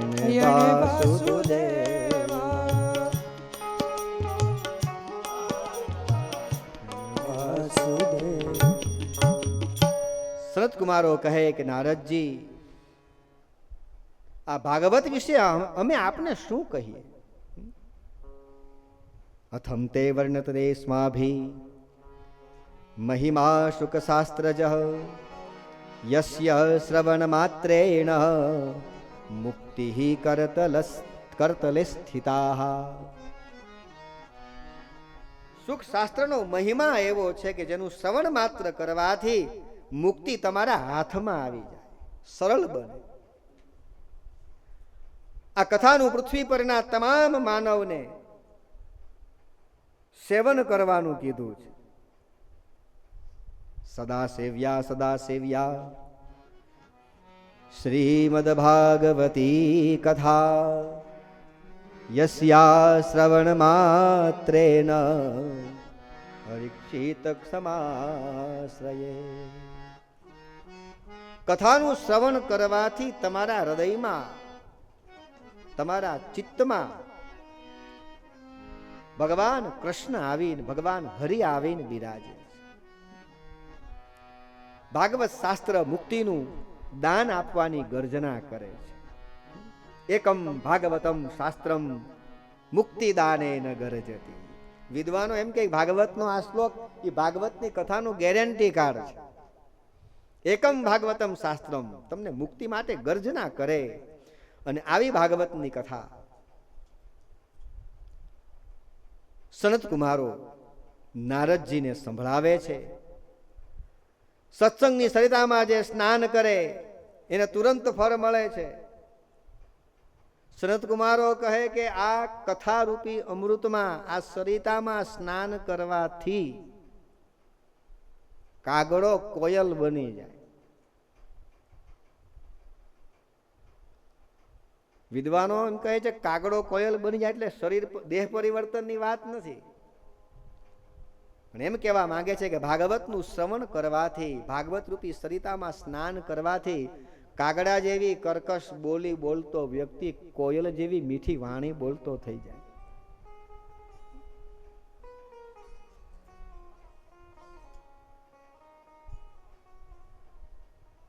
કાગડો બોલે ને આપણને ન ગમે, એનો અવાજ કર્કશ લાગે. રાણા સાહેબ ક્યાંક બેઠા હોય આપણા ઘરે ને આમ ઝાડ ઉપર કાગડો ઘર પાસે આવીને કાઉં કાઉં કરતો હોય તો આપણને એનો અવાજ કર્કશ, આપણે ઉડાડી મૂકી કે આ ક્યારે ઉડી જાય.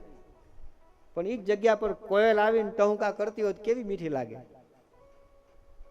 બાકી કાગડો કઈ આપણું લઈ ગયો, કોયલે કઈ આપણને કઈ આપી ગઈ.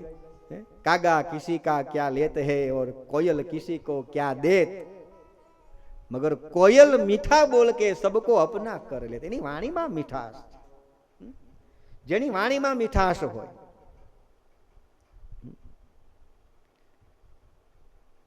પણ આ મીઠાશ આવે ક્યાંથી? ભાગવતની કથાનું શ્રવણ કરવાથી, હૃદયમાં ઉતારવાથી, પાછું ખાલી સાંભળવાથી નહીં. આમ તો ભક્તિના જે પ્રકાર છે એમાં પહેલું લક્ષણ છે શ્રવણમ. પેલા સાંભળવું પડે, પણ એ સાંભળ્યા પછી આપણે હૃદયમાં ઉતારવાની.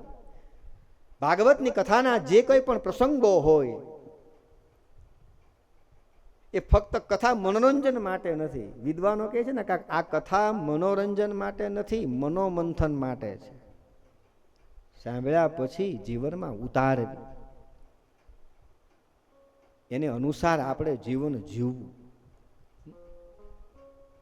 બાકી સાંભળી આપણે નથી કહેતા ઘણા લોકો અમે તો ફલાણા બાપુની કથા સાંભળી નાખીને, અમે પેલા મહારાજની કથા સાંભળી નાખીને, અમે તો ઓલા મહારાજની કથા સાંભળી નાખી, અમે તો બહુ કથા સાંભળી નાખી. ઓલા કે બધી નાખી કે રાખી નહીં. અને વાતે સાચી, હૃદયમાં ઉતરે. એક ગામની અંદર હિંમતભાઈ વરસાદ પડ્યો, એટલો બધો મુસળધાર વરસાદ, આખું ગામ જાગી ગયું. આખી રાત કોઈ આખું ગામ સૂતું નહીં, પાણી પાણી ગામમાં થઈ ગયા. સવાર થાય એટલે વરસાદ બંધ થઈ ગયો એટલે આખું ગામ બારું નીકળ્યું કે આવું કેટલું નુકસાન થયું છે જોવા માટે. એ ગામમાં એક ડોશીમાં રહેતા હતા ને, એ ડોશીમાં બાવણું બંધ કરીને સૂતા હતા. ગામના લોકો વિચાર કરે કે આટલો બધો વરસાદ, આટલા કડાકા ભડાકા ને આ ડોશીમાં જે આરામથી સૂતા છે, આખું ગામ જાગે. બાનું ખખડાવ્યું એટલે ડોશીમાં બહાર નીકળ્યા. ગામના લોકો કે માજી આ આટલો બધો વરસાદ પડ્યો, મુસળધાર વરસાદ, આખું ગામ અમે સૂતું નથી, પાણી ભરાઈ ગયા બધે, તમે આરામથી સૂતા છો? પેલી માજી કે વરસાદ ક્યાં પડ્યો છે? વરસાદ પડ્યો જ નથી એટલો બધો. તો કે ના રે મુસળધાર વરસાદ. તો કે ના, આખું ગામ કે માજી બહુ વરસાદ પડ્યો. તો કે હું ન માનું ને, વરસાદ નથી પડ્યો. કેમ? તો કે હું વરસાદ પડે એટલે મારું જે ઘર છે ને એના જે નેવા, એ નેવા હેઠે માટલા મૂકું. બહુ વરસાદ પડ્યો હોય તો એ માટલા ભરાઈ જાય, પણ મારા માટલા ખાલી છે, પાણી નથી. ગામ વિચાર કરે કે આટલો મુસળધાર વરસાદ અને આ માજીના માટલા નો ભરાણા. માજીને કીધું ક્યાં છે માટલા, બતાવો. ગામના લોકોએ જોઈને માજીના માટલા જોયા, બરોબર નેવાની નીચે જ મૂકેલા માટલા, પાછા મૂકેલા ખરા માજીએ, પણ ઊંધા. ગામના લોકો કહે કે માજી આ તો આખી જિંદગી વરસાદ પડે ને તોય તમારા માટલા ભરાય નહીં. કેમ? તો કે ઊંધા મૂક્યા છે, આમ ખાલી સીધા કરવાની જરૂર છે. એમ આ ભાગવત રૂપી જયારે અહીંથી ધોધ છૂટતો હોય ને ત્યારે આ માટલા, જે મનરૂપી માટલા ઊંધા ને ખાલી આમ સીધા કરવાના છે. એક વખત હૃદયમાં ઉતરી જાય. જાનત તુમહી ભગવાન કૃષ્ણને જે જાણી જાય ને પછી બીજાને જાણવાની જરૂર રહેતી નથી. ભાગવતની કથા જે શ્રવણ કરે, શ્રવણ કરવાથી અભય પદને પામે. સનત કુમારો કહે કે પૃથ્વીની ઉપર જન્મ ધારણ કરી અને ભાગવતની કથા ન સાંભળી હોય તો એ પૃથ્વીની ઉપર ભારરૂપ છે.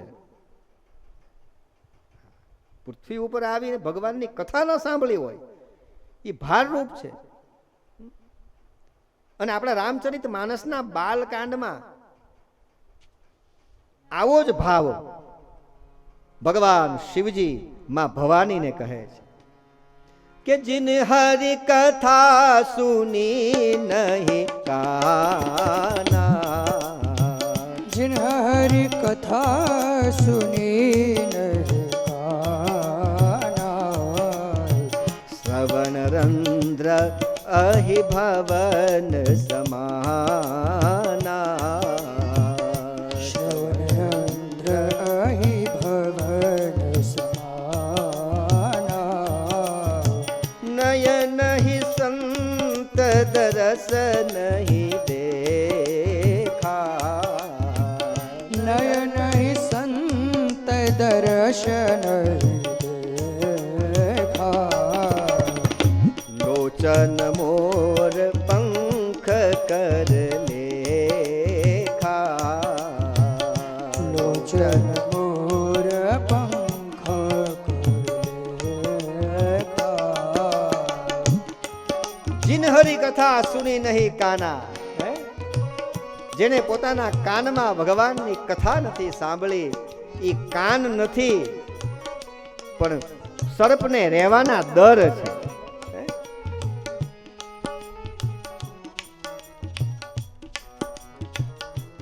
ભગવાને આંખ આપી છે અને જે આંખે સંતના દર્શન ન કર્યા હોય એ લોચન, એ આંખ આંખ નથી પણ એ મોર પંખ સમાન.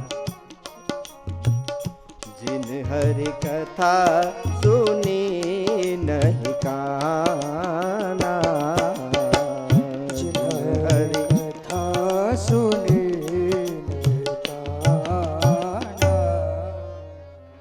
સનત કુમારો આમ કથા કરતા હતા અને એક આશ્ચર્ય થયું.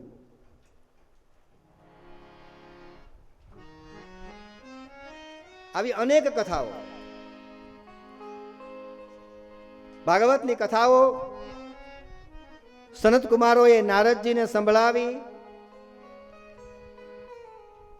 ભાગવતમાં એમ લખ્યું છે કે દંભી હોય, કોઈ પાપી હોય, વિશ્વાસઘાતી હોય, છલ કરવા વાળો હોય, નિર્દય હોય, લૂંટારો હોય, ગમે એવો મલિન બુદ્ધિ વાળો દુષ્ટ હોય, પણ એક વખત પોતાના બધા જ પાપ કર્મો છોડી અને ભાગવતના ચરણમાં આવી જાય તો એવાને પણ આ ભાગવત મુક્તિ અપાવે છે. સનત કુમારો કહે કથા મંડપમાં આવી ગયા પછી બધા પાપ બળી અને ભસ્મ થઈ જાય. અને આ વાતને સાબિત કરવા માટે સનત કુમારો એક ઇતિહાસ કથા કરે છે. સનત કુમારો કહે કે હે નારદજી, તુંગભદ્રા નદીને કિનારે એક ગામ હતું ને એ ગામની અંદર આત્મદેવ નામનો બ્રાહ્મણ રહેતો હતો. નામ હતું આત્મદેવ. એટલો બધો વિદ્વાન, વિવેકી બ્રાહ્મણ, ખૂબ ધનવાન હતો. ધ્યાનથી સાંભળજો. તમને કથા, તમે ઘણી બ્રાહ્મણની કથા સાંભળી હશે, પણ મને ધ્યાન છે ત્યાં સુધી એક જ કથા એવી છે કે એમાં બ્રાહ્મણ ધનવાન હતો એમ લખ્યું છે. બાકી સત્યનારાયણની કથામાં હા, પુનરગ્રે પ્રવક્ષ્યામિ કૃતયેન પુરાદ્વિજ કશ્ચિત કાશીપુરે રમ્યે શતાનંદ બ્રાહ્મણો નિર્ધન. સત્યનારાયણની કથામાં શતાનંદ બ્રાહ્મણ હતો પણ નિર્ધન હતો, બહુ ગરીબ હતો. આત્મદેવ નામનો બ્રાહ્મણ વિવેકી, વિદ્વાન અને ધનવાન હતો, પણ છતાં પોતાનું ગુજરાન ચલાવવા માટે ભિક્ષા માંગીને પેટ ભરતો. આ કથા બહુ વિચારવા જેવી છે કે આટલો બધો ધનવાન છતાં ભિક્ષા માંગીને પેટ ભરે, એટલે એનો કોઈ ઊંધો અર્થ ન નીકળે કે બ્રાહ્મણ લોભી હતો. મનુસ્મૃતિમાં બ્રાહ્મણના 6 લક્ષણ, 6 કર્મ બતાવ્યા છે. બ્રાહ્મણના 6 કર્મ: વેદ ભણવો, બીજાને ભણાવવું, દાન લેવું અને દાન આપવું, યજ્ઞ કરવો અને કરાવવો. આ બ્રાહ્મણના 6 કર્મ બતાવ્યા છે. બ્રાહ્મણનો એક શ્લોક છે મનુસ્મૃતિનો. બ્રાહ્મણ એટલે જન્મનામ જાયતે શુદ્ર સંસ્કારાત દ્વિજમુચ્યતે વેદાભ્યાસે ભવિત વિપ્ર બ્રહ્મ જાનાતિ બ્રાહ્મણ. જન્મથી તો બધા જ શુદ્ર છે. જન્મનામ જાયતે શુદ્ર સંસ્કારાત દ્વિજમુચ્યતે. એ બ્રાહ્મણના દીકરાને જ્યારે યજ્ઞોપવિતનો સંસ્કાર આપવામાં આવે ત્યારે એનું નામ પડે દ્વિજ. બ્રાહ્મણનું એક નામ છે દ્વિજ. દ્વિજ એટલે બ્રાહ્મણ. યજ્ઞોપવિતનો સંસ્કાર થાય બ્રાહ્મણના દીકરાને, તેનો બીજો જન્મ, દ્વિજ, બીજો જન્મ. આ સંસ્કૃતની બહુ મોટી વિશાળતા છે. બ્રાહ્મણને પણ દ્વિજ કહેવાય અને આપણા દાંત છે ને, દાંતને પણ સંસ્કૃતમાં દ્વિજ કહેવાય. બાળક જન્મે ને પછી દાંત આવે, પછી કુમળા દાંત પડી જાય ને પછી પાછા બીજા નવા આવે, બીજો જન્મ દ્વિજ. વેદાભ્યાસે ભવેત વિપ્રમ. એ બ્રાહ્મણનો દીકરો જ્યારે વેદનો અભ્યાસ કરે ત્યારે એનું નામ પડે વિપ્ર. જન્મનામ જાયતે શુદ્ધમ સંસ્કારાદ દ્વિજ ઉચ્યતે વેદાભ્યાસે ભવેત વિપ્ર પણ બ્રહ્મ જાનાતે બ્રાહ્મણ, જે બ્રહ્મને જાણે એ બ્રાહ્મણ. આવો વિદ્વાન આત્મદેવ નામનો બ્રાહ્મણ હતો. જેવો આ બ્રાહ્મણ જેટલો વિદ્વાન હતો, જેટલો વિવેકી હતો, એટલી જ એની પત્ની. નામ હતું ધુંધુલી. બીજાની વાતો કરવી, ક્રૂર સ્વભાવની, ક્રોધી, ઘરના કામમાં હોશિયાર, પણ એટલી બધી લોભી અને કજિયાખોર કે આત્મદેવ બ્રાહ્મણ પોતાની પત્નીથી જ દુખી હતો. અને એવામાં આ આત્મદેવને કોઈ સંતાન નહોતું.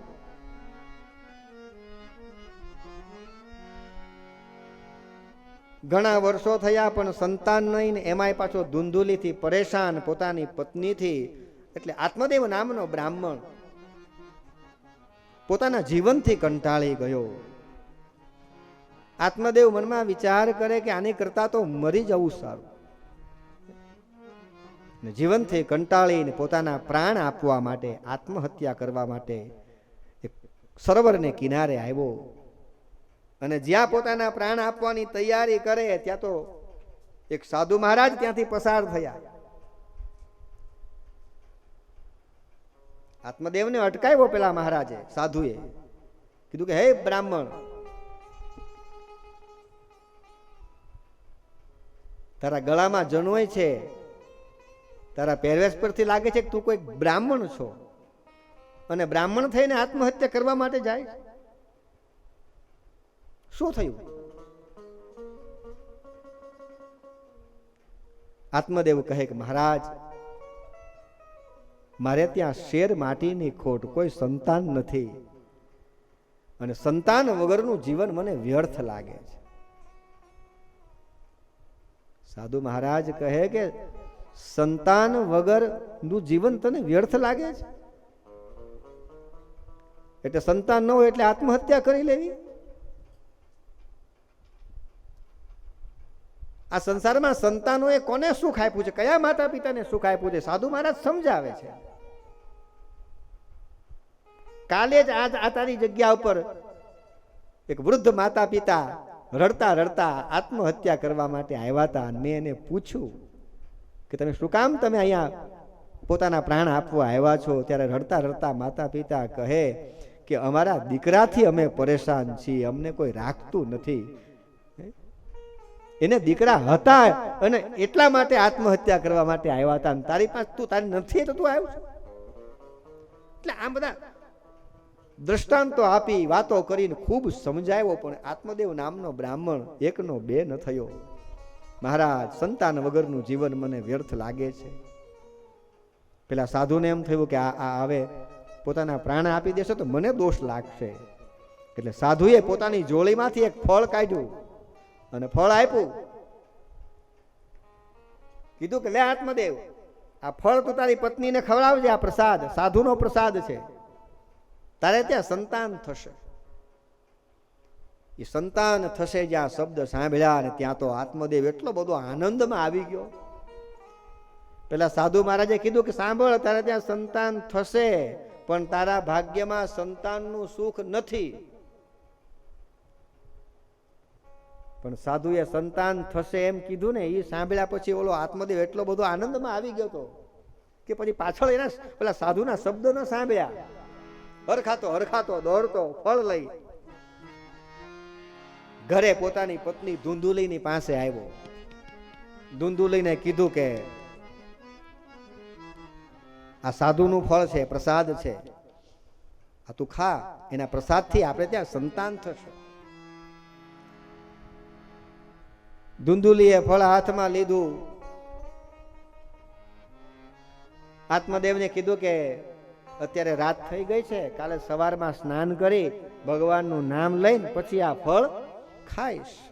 આત્મદેવ કહે સારું. આ બાજુ ધુંધુલીના હાથમાં ફળ આવ્યું અને ધુંધુલી રડવા લાગી. એટલી બધી તર્ક વિતર્ક કરવા લાગી ધુંધુલી. કારણ કે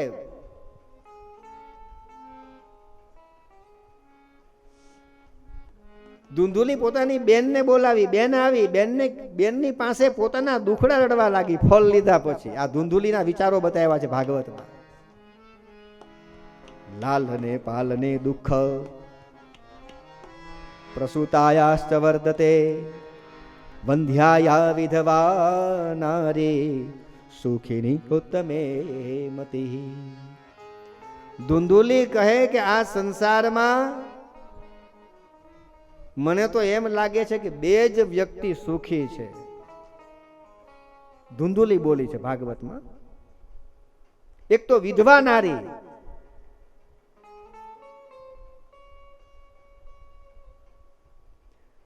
ધૂંધુલીના વિચારો આ શ્લોકમાં બતાવ્યા, પણ છેલ્લે ધૂંધુલી બોલી મેં મતી, કે આ ધૂંધુલીની મતી પ્રમાણે છે. આ ભાગવત નથી કહેતું, ધૂંધુલીના વિચારો બતાવ્યા છે.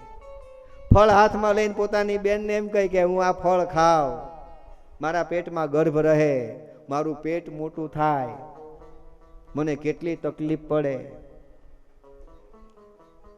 અને કદાચ પ્રસૂતિના સમયે હું મરી જાઉં તો મારી બધી સંપત્તિ મારા સગાવાલા બધી લઈ જાય,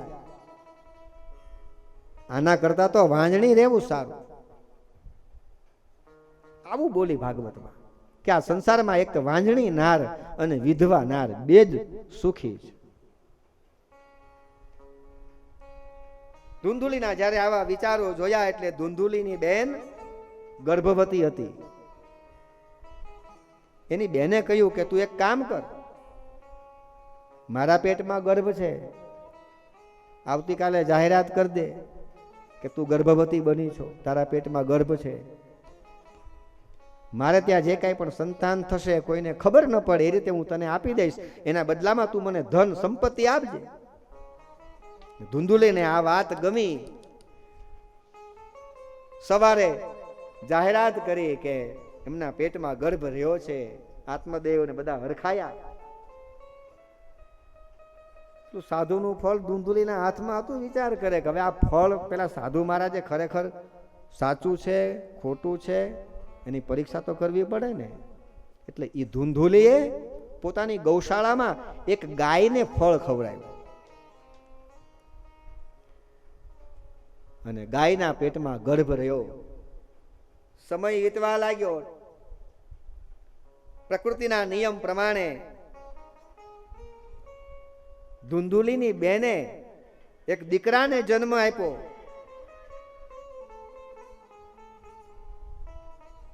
અને આ બાજુ ગૌશાળામાં પેલી ગાયે પણ એક પુત્રને જન્મ આપ્યો. કોઈને ખબર ના પડે એમ રાત્રિના સમયે ધૂંધુલીની બેન એ બાળકને લઈ ધૂંધુલીને આપ્યો. એના બદલામાં સંપત્તિ પૈસા ધન લઈ રાજી થઈને બેન તો જતી રહી. સવારમાં ખબર પડી કે આત્મદેવને ત્યાં ધૂંધુલીએ એક દીકરાને જન્મ આપ્યો. આ બાજુ એક ગાયે પણ એક દીકરાને, એનું શરીર આખું માનવનું, એના ફક્ત કાન ગાય જેવા હતા. બે દીકરાના જન્મ થયા. પોતાના દીકરાનું નામ પોતાની માતા ઉપરથી ધૂંધુલી ઉપરથી દીકરાનું નામ રાખ્યું ધુંધુકારી. અને ગાયે જે સાધુનું જે ફળ હતું ને એના પ્રતાપે જે પુત્રનો જન્મ થયો એના કાન ગાય જેવા હતા એટલે એનું નામ પાડ્યું ગૌકર્ણ. ધુંધુકારી અને ગૌકર્ણ મહારાજ બે પુત્ર થયા. આત્મદેવ એટલો બધો રાજી થયો. બંનેને યજ્ઞોપવિત સંસ્કાર કરાવી ગુરુના ગૃહે ભણવા માટે મોકલાવ્યા. અને ભાગવતમાં લખ્યું છે ગૌકર્ણ પંડિતો જ્ઞાની ધુંધુકારી મહાખલહ. ગૌકર્ણ પંડિતો જ્ઞાની, ગૌકર્ણ મહારાજ એટલા બધા જ્ઞાની બન્યા, પંડિત બન્યા, વિદ્વાન બન્યા. અને ધુંધુકારી એ મહાખલ બન્યો છે.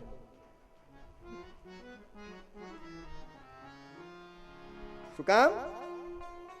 તો કે ધુંધુકારી એ ભોગથી પેદા થયો છે અને ગૌકર્ણ મહારાજ તો સંતની પ્રસાદી છે. એટલા બધા ધુંધુકારીના કુકર્મો બતાવ્યા છે ભાગવતની અંદર.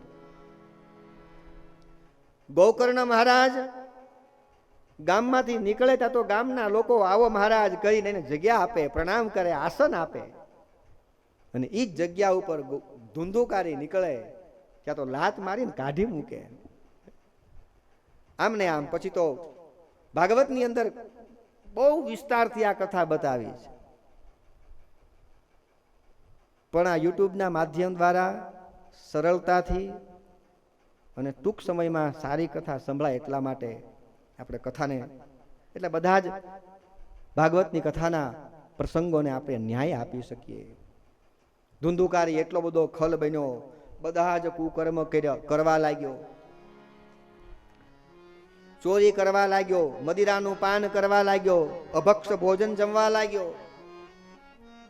પોતાના પુત્રથી કંટાળી આત્મદેવે એક વખત ધુંધુકારીને સલાહ આપી, ત્યારે ધુંધુકારીએ પોતાના પિતાને માર માર્યો છે. ને પોતાના દીકરાના હાથે જ્યારે માર ખાધો અને આત્મદેવને એ સમયે પેલા સંતના શબ્દ યાદ આવ્યા કે સંતે કીધું હતું કે તારા ભાગ્યમાં સંતાનનું સુખ નથી.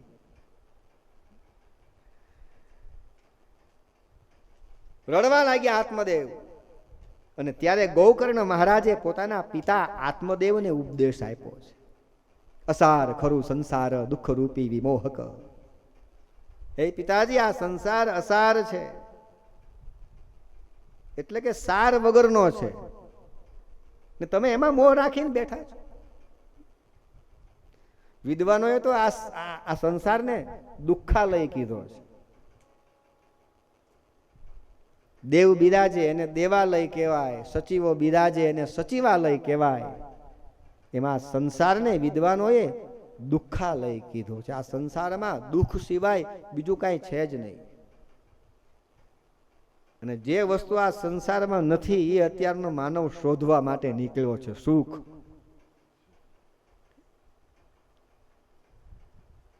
પોતાના પિતાને ઉપદેશ આપ્યો કે બધું જ સંસારના મોહને ત્યાગી અને ભગવાનનું ભજન કરો. હે પિતાજી, આ તમારા શરીરને તમે શરીર ન સમજો, પુત્રને પુત્ર ન માનો, તમારા પરિવારને પરિવાર ન માનો. આવા ઘણા બધા ઉપદેશો આપ્યા અને સંસારનો ત્યાગ કરી આત્મદેવ જંગલમાં જઈ ભગવાનનું ભજન કરવા લાગ્યા. ભાગવતની કથાનો પાઠ કરી અને પોતાનું જીવન વિતાવવા લાગ્યા. આ બાજુ પિતાજી ગયા એટલે ધુંધુકારીને વધારે છૂટ મળી, વધારે તોફાન કરવા લાગ્યો, કુકર્મ કરવા લાગ્યો. પોતાની માતા ધુંધુલીએ પણ જ્યારે સમજાવ્યો, ધુંધુલીને પણ જ્યારે માર માર્યો, ત્યારે પોતાના પુત્રથી કંટાળી અને ધુંધુલીએ પણ કૂવામાં પડીને પોતાના પ્રાણ ત્યાગી દીધા. પિતા વનમાં ગયા, માતા મૃત્યુ પામી.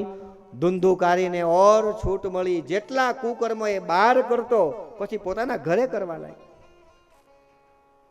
અને એક દિવસ 5 કુલટાઓને પોતાના ઘરમાં લાવ્યો છે ધુંધુકારી.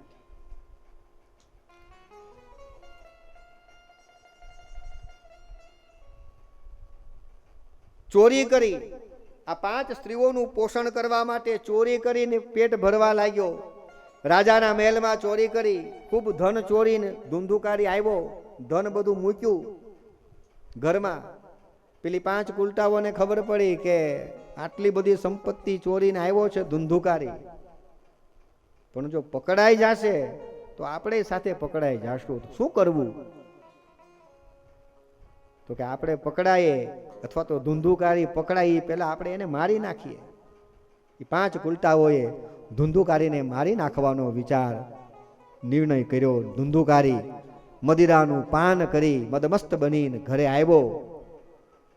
એ 5 કુલટાઓએ એના ગળામાં દોરડું નાખી ફાંસીએ લટકાડ્યો. ધુંધુકારી ફાંસીના માચડા ઉપર લટકે છે, તડફડે, એનો જીવ નથી જતો. ચૂલામાંથી ધગધગતા અંગારા લઈ અને ધુંધુકારીના મોઢામાં નાખ્યા અને આ રીતે ધુંધુકારીને મારી નાખ્યો. બધી જ સંપત્તિ લઈ પેલી કુલટાઓ ભાગી ગઈ અને આ રીતના મૃત્યુ ધુંધુકારીનું થયું, પણ પોતાના પાપ કર્મને આધારે ધુંધુકારી પ્રેત બન્યો છે. આ બાજુ ગોકર્ણ મહારાજને ખબર પડી કે ભાઈ ધુંધુકારી મૃત્યુ પામ્યો છે, તે બ્રાહ્મણો પાસે શ્રાદ્ધ કરાવ્યું. શ્રાદ્ધ કર્મ કરાવીને ગોકર્ણ મહારાજ પાછા આવી અને પોતાની કુટિયામાં ધ્યાનમાં બેઠા હતા, અને એ સમયે કુટિયામાં કોઈકના રુદનનો અવાજ સંભળાયો. ગોકર્ણ મહારાજે રડવાનો અવાજ સાંભળ્યો, હાથમાં ગંગાજળ લઈ અને જ્યાં છાંટ્યું ત્યાં તો ધુંધુકારી પ્રેતના રૂપમાં પ્રગટ થયો છે. ધુંધુકારીને જોઈને ગોકર્ણ મહારાજ કહે કે ભાઈ તને મુક્તિ નથી મળી? તારા માટે મેં ગયાજીમાં શ્રાદ્ધ કરાવ્યું, તોય તને મુક્તિ નથી મળી. રડતા રડતા ધુંધુકારી કહે કે ભાઈ ગયાજીમાં એક શું આવા 100 શ્રાદ્ધ કરો ને તોય મને મુક્તિ નહીં મળે, કારણ કે મારા પાપ એટલા છે. માટે મને આ પ્રેત યોનિમાંથી મુક્ત કરો. ગોકર્ણ મહારાજે આશ્વાસન આપ્યું અને પછી ગોકર્ણ મહારાજ વિદ્વાનોને પૂછવા લાગ્યા કે હવે ભાઈની મુક્તિ માટે શું કરવું. અને એક દિવસ ગોકર્ણ મહારાજ તુંગભદ્રા નદીમાં સ્નાન કરી અને સૂર્યદેવને અર્ઘ્ય આપીને પૂછ્યું કે હે પ્રભુ, ધંધુકારીની મુક્તિ માટે કોઈ સાધન કહો. અને ભગવાન સૂર્યનારાયણે કૃપા કરી શ્રીમદ ભાગવત કથા કરવાનો ઉપાય બતાવ્યો. અને ગોકર્ણ મહારાજે પોતાના આંગણામાં કથા કરવાનો નિર્ણય કર્યો. સુંદર મંડપની રચના કરી, લોકોને નિમંત્રણ આપ્યા. દૂર દૂરથી લોકો ગોકર્ણ મહારાજની ભાગવત કથા સાંભળવા માટે આવ્યા. આખો કથા મંડપ ભરાઈ ગયો, બેસવાની ક્યાંય જગ્યા ન મળી. અને એ સમયે ગોકર્ણ મહારાજે કથાનો પ્રારંભ કર્યો અને ધુંધુકારી પ્રેતના રૂપમાં ત્યાં પ્રવેશ કરે છે. બેસવાની જગ્યા ન મળી અને એ સમયે વ્યાસપીઠના આગળના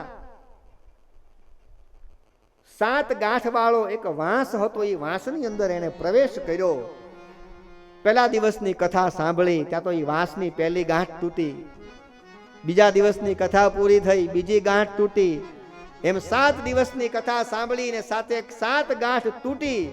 અને ત્યાં તો એ વાંસમાંથી એમ કહેવાય કે દિવ્ય રૂપ લઈ અને ધુંધુકારી પ્રગટ થયો. ભગવાનના પાર્ષદો વિમાન લઈને આવ્યા કથા મંડપમાં ધુંધુકારીને લેવા માટે. અને ધુંધુકારીને વિમાનમાં બેસાડ્યો ને ત્યાં તો કથા સાંભળવા આવેલા બધા જે કથા રસિકો હતા ને, બધા ચર્ચાઓ કરવા લાગ્યા, એકબીજાના કાનમાં વાતો કરવા લાગ્યા કે આ કથા તો આપણે સાંભળી, તો આ ધુંધુકારીને જ કેમ વિમાન લેવા માટે આવ્યું. પાર્ષદો આ વાતને જાણી ગયા. પાર્ષદો કહે કે તમે પણ ભગવાનની કથા સાંભળી છે, પણ ધુંધુકારીએ જે ભાવ અને શ્રદ્ધાથી કથા સાંભળી એવી કથા તમે સાંભળી નથી. માટે ફરી ભાવથી ભગવાનનું શ્રવણ કરો. અને એમ કહેવાય કે એ સમયે બીજી વખત ફરી ગોકર્ણ મહારાજે ભાગવતની કથા કરી. અને એ સમયે ફરી ભગવાનના પાર્ષદો આવ્યા અને બધા જ ભક્તો વિમાનમાં બેસી ગયા વૈકુંઠમાં જવા માટે. બાળકો, વૃદ્ધો, પુરુષો, યુવાનો. ભાગવતમાં તો લખ્યું કે એ ગામના ચાંડાલો અને કૂતરાઓ પણ વિમાનમાં બેસી ગયા. અને ભાગવતની કથાથી આવા કુકર્મ કરવા વાળા વ્યક્તિ ધુંધુકારીને પણ મુક્તિની પ્રાપ્તિ થઈ છે, પરમ પદને પામ્યો છે. ગમે એવો પાપી, ક્રોધી, કામી હોય પણ ભગવાન ભાગવતનું શરણ લઈ લે તો આ ભાગવતની કથા એને મુક્તિ આપે છે. આજની કથાને અહીંયા આપણે વિરામ આપી 2 મિનિટ ભગવાનનો સત્સંગ કરી આવતીકાલે ફરીથી અહીંથી કથાની શરૂઆત કરશું. હરે રામ રામ રામ સીતારામ રામ રામ. હરે રામ રામ રામ સીતારામ રામ રામ. હરે રામ રામ રામ સીતારામ રામ રામ. હરે રામ રામ રામ સીતારામ રામ રામ. હરે રામ રામ રામ રામ સીતારામ રામ રામ હરે રામ રામ રામ સીતારામ રામ રામ હરે રામ રામ રામ સીતારામ રામ રામ હરે રામ રામ રામ સીતારામ રામ રામ સીતારામ રામ રામ સીતારામ રામ રામ બાલ કૃષ્ણ લાલ કી જય ભાગવત ભગવાન કી જય પિતૃનારાયણ દેવ કી જય ઓમ નમઃ પાર્વતી પતયે હર હર મહાદેવ હર